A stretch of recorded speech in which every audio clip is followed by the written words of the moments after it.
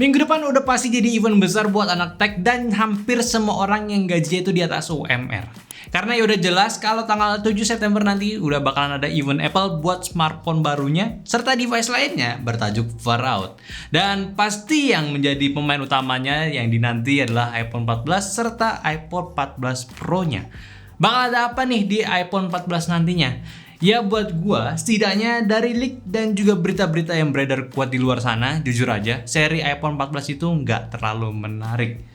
Mereka sudah mengkonfirm ya kalau di iPhone 14 ini nggak ada versi mininya lagi, malah adanya iPhone 14 ukuran lebih besar atau mungkin ukuran Max-nya itu sebutannya.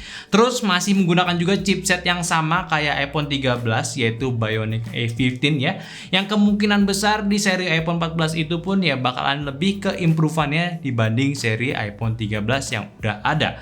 Dan kalau memang kenyataannya seperti itu terjadi, palingan ya perhatian kita nanti cuma bakalan penasaran sebagus apa seri Pro-nya kalau 14 standarnya itu sebiasa ini. Atau jadi semurah apa handphone iPhone yang udah ada sebelumnya. Kayak gue sekarang di sini udah ada beberapa iPhone yang cukup populer buat orang-orang yang demen handphone second-hand dari si iPhone. Ada iPhone XR, iPhone 11 Pro, 12 Pro Max, dan ini 12 mini. Ya ini sih punya gue sendiri ya. Dan ya ini sebenarnya harganya udah cukup murah buat lu tabung dibanding saat rilisnya kemarin.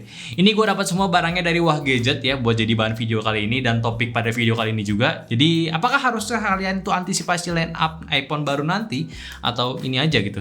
Ya anyway, halo semuanya, di sini gue Ali ya di channel Nyanteh dan gue adalah orang yang suka dengan perkembangan Apple dan gue sekarang perlahan sedang pindah ke ekosistemnya Apple.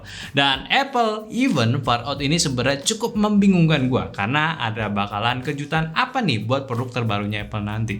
Kita sudah membahas soal iPhone 14 yang cukup begitu aja kabar burungnya. Namun di iPhone 14 Pro nanti ya, ini cukup dinanti karena kabar bocoran dari Ming Chi Kuo ya, ini ya ataupun si paling ngelik berita Apple ya, bilang bakalan ada desain baru buat kamera depannya si iPhone 14 Pro-nya ini. Sayang ini cuma buat seri Pro-nya aja, yang mana dia itu punya desain dual hole punch ya, bukan notch lagi, belum jelas juga bakalan gunanya seperti apa, tapi yang pasti tetap ada kamera dan juga Face ID scannernya ya. Dan juga panelnya pun sekarang udah memiliki layar yang udah lebih kuat lagi, dan ini pun juga diperkuat ya beritanya, bakalan ada Apple Promotion Display gitu. Kalaupun namanya nggak promotion gitu ya, si Apple ini bakalan pakai panel LTPO display buat bikin layarnya jadi 120Hz serta variabel sampai ya 1 Hz lah buat ngirit baterainya. Ini pun juga diperkuat ya dengan adanya berita Apple bakal munculin fitur Always On Display. Kalian tau lah itu fitur apa ya? Ya jelas gitu ya. Dan LTPO dikombin dengan Always On Display itu campuran yang pas, mantep banget. Ditambah lagi iOS 16 ngubah style notification-nya ini jadi lebih mantap gitu ya, lebih kuat banget jadi itu leaknya, berita-beritanya. Dan gue pun udah coba fitur ini di iOS 16 beta di iPhone 12 mini gue. Ini bikin style notif itu jadi lebih asik lagi, lebih rapi plus widget tambahan juga. Gue sih penasaran banget ya sama fitur ini. Udah lama woi gitu ya nggak ada Always On Display gitu di Apple gitu. Terus dari chipsetnya cuma di 14 Pro aja nih yang dapat peningkatan besar, yaitu menggunakan A16 Bionic chip ya. Ya walaupun A14 Bionic chip di 12 mini gua ini tetap ngacir ya speednya, ya si Tim Cook dan kawan-kawannya tetap ngembangin si chipsetnya gitu. Belum jelas apa yang baru di chipsetnya ya, tapi ini cukup bisa dinanti. Kalau desainnya ya udah jelas ya, nggak ada yang baru-baru banget, tetap desainnya sama kayak generasi sebelumnya. Dan udah diperkuat juga dari si Low dari Unbox Therapy saat demoin barang case-nya dia gitu ya. Stylenya pun masih sama aja, flat design dengan boba kayak di iPhone 13. Soal kamera juga ada peningkatan yaitu 44 megapiksel. Ya seperti itulah, tetap bagus lah soal kamera gitu, nggak ada yang kalahin. Soal point and shotnya iPhone tuh udah mantep banget. Tapi permasalahan gue yang perlu disampaikan ke kalian yaitu iPhone kan sebenarnya udah kalah ya, dan harus mengganti charging port lightning-nya jadi Type-C cuy. Jadi selain iPhone 14 Pro ini menarik, kayaknya tuh bakal ada auto turn down ataupun cock blocker kalau misalkan di tahun depan atau di 2024 iPhone itu ganti cara ngecasnya cuy. Jadi Jadi kayak buat apa gitu gue beli iPhone 14 sekarang? Mending sabar aja tunggu sel iPhone yang terbaru dengan charging port yang baru, atau completely wireless juga nggak apa-apa. Karena ya walaupun sekedar charging itu big deal cuy. Sekarang aja gue perlu hunting charger di sini karena anak-anak lebih banyak yang pakai Android gitu. Dan selain kabel buat handphone pun elektronik lainnya pun juga udah pakai Type-C. Bahkan vape gue aja udah pakai Type-C cuy. Kan lebih enak gitu kalau misalkan semua sama gitu colokannya. Makanya nih kayak tahunnya tuh nanggung banget itu buat mikir-mikir beli iPhone. Mending kayak tahan aja deh. Cuma ya kalau kalian memang gadget lover, tecis banget dan punya duit sih ya it's up to you lah, terserah lah. Tapi kalau kalian misalkan memang lu pengen cari handphone yang the best gitu ya, buat lu dipakai buat beberapa tahun ke depan, kayaknya sih sabar dulu aja gitu ya. Tapi sekali lagi ini cuma saran gua aja. Dan tetap kalau kalian bertanya apakah worth it buat beli iPhone yang udah ada sekarang, maksudnya iPhone second, Inter, iBox gitu ya, ya tentu sangat masih worth itu ya buat dikonsider sama kalian. Kayak ini, dan ini. Lo mau beli pun masih bisa dikonsider saat ini. Ya paling sekarang ini yang perlu diperhatiin, jangan terlalu pelit buat ambil size yang lebih besar. Ini kontra ya dengan pendapat gue sebelumnya yang gue nggak terlalu pengen sampai size itu ratusan GB, 64 GB itu cukup.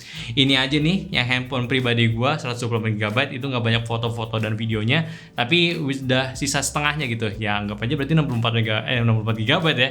Ya karena itu aplikasinya yang sekarang gue install itu cukup makan data penyimpanan gue ya. Jadi ya prefer kalau bisa ambil 128 GB aja kalau ada opsinya. Dan sekali lagi ketika kalian pengen beli handphone second ya, opsinya itu sebenarnya masih banyak. Umumnya lo bisa beli second punya teman lo, atau bisa dapat harga yang good deal gitu ya, atau mungkin lo bisa beli second yang iBox punya, harganya lebih mahal tapi lebih terjamin, atau sama second yang dari Inter pun ya which is lebih murah tapi perlu pinter-pinter milihnya. Ya nggak ada yang buruk kok dari pilih Inter juga. Ini iPhone 12 mini gua ya, gue bolak-balik ngambil handphone mulu gitu. Ya pokoknya iPhone 12 mini gue Inter punya sampai sekarang jaringan tuh masih super aman. Dari awal gue beli nggak ada permasalahan sama sekali soal jaringannya. Dalamannya pun juga aman ya, gue cukup tenang lah pakai si iPhone 12 mini ini. So kalau kalian pengen beli ataupun tertarik cari second Inter ya, kalau bisa sih cari seller yang terpercaya aja, bersahabat ya sama kalian juga dan berani tanggung jawab sama barangnya. Jangan asal murah aja cuy.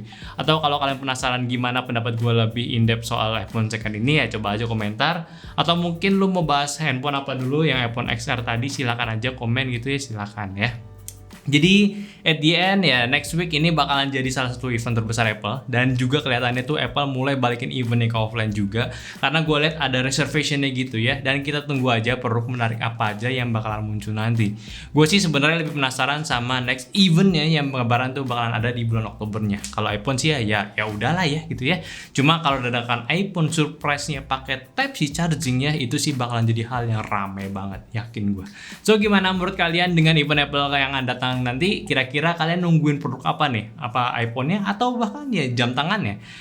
Mau jadi early adopter atau nunggu dijual iBox aja? Ya silakan komen aja. Ya like videonya kalau kalian suka, jangan lupa juga komen dan follow semua akun kita yang ada di Instagram, TikTok, Facebook, dan Discord yang semua linknya itu ada di deskripsi ya. Dan yang terakhir, sampai jumpa di videonya selanjutnya. Bye bye.